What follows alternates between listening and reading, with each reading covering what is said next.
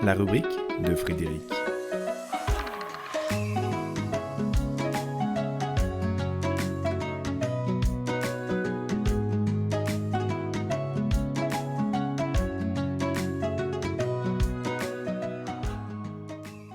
Trouble au pays de la chasteté. Faire vœu de chasteté, ce n'est pas forcément renoncer à toute velléité d'union charnelle. Les mots pris au pied de la lettre conduisent souvent sur la voie du non-sens qui oriente malencontreusement l'imaginaire collectif.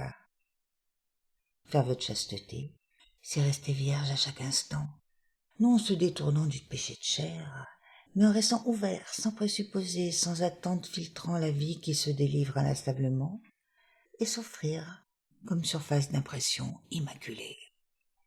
Chaque fois que nous accueillons le flux du vivant sans le dévier, nous sommes en état de virginité, en état de réceptivité innocente, indispensable pour recevoir pleinement ce qui se délivre à nous, individuellement et collectivement. Être vierge, c'est l'art de rester indemne grâce ou malgré les leçons de l'existence.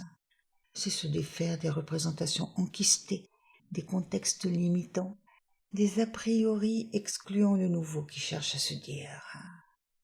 C'est permettre la régénération permanente de l'hymen, accueillant le numen, et en être perpétuellement transformé sans rétention ni attachement.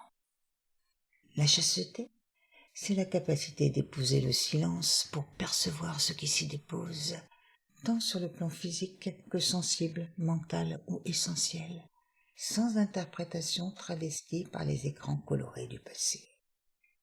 Seule cette virginité, ce retour au plein accueil dépouillé de tous les miasmes envahissants, mène à l'amour. C'est sous condition de virginité à réactualiser à chaque instant que nous sommes en mesure d'épouser la vie et de la relayer sans la dénaturer.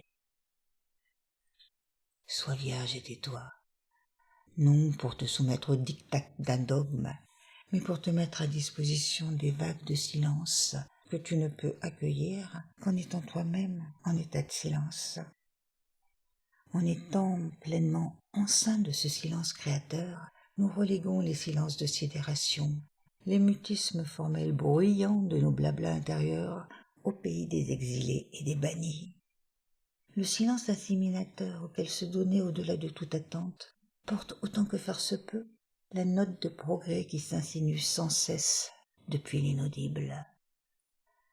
Ce progrès qui n'est pas technique mais éthique, qui ne s'achète pas mais s'étreint, pour que puisse germer l'amour dépourvu d'intérêt. Pas simple d'être chaste et de rester vierge, quand les vagues de l'incarnation viennent s'immiscer dans les états d'être en mal de reconnaissance. Épouser le silence et le traiter longuement avant d'en accoucher, c'est cela, être en état de chasteté. Il faut sans cesse le rejoindre, s'y donner, s'y redonner à mesure que nous accouchons d'une once de mieux, pour perpétuer la virginité indispensable à la croissance de la personnalité. Ainsi aimer Dieu, l'amour ou le divin éternel exige chasteté et virginité dans l'intimité subtile de l'être. Mais nous avons parfois pris l'apparence pour cet essentiel qui nous anime, incognito. Attention à nos chastes oreilles, elles n'entendent que ce qu'elles sont en capacité d'accueillir.